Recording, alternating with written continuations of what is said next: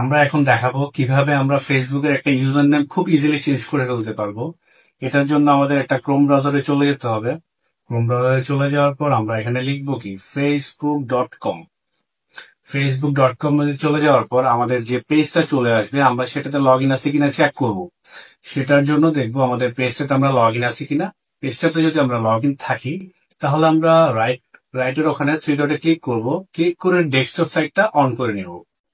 On করে নেওয়ার পর আমাদের এরকম একটা ইন্টারফেস শো হবে। এখান থেকে আমরা আমাদের প্রোফাইলে চলে যাব।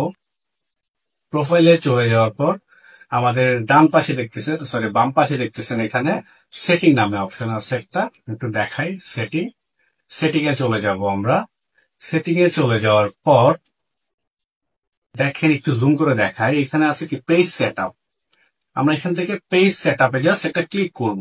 পেজ সেট আপে ক্লিক করার পর আমাদের কাছে আরেকটা ইন্টারফেস শো হবে।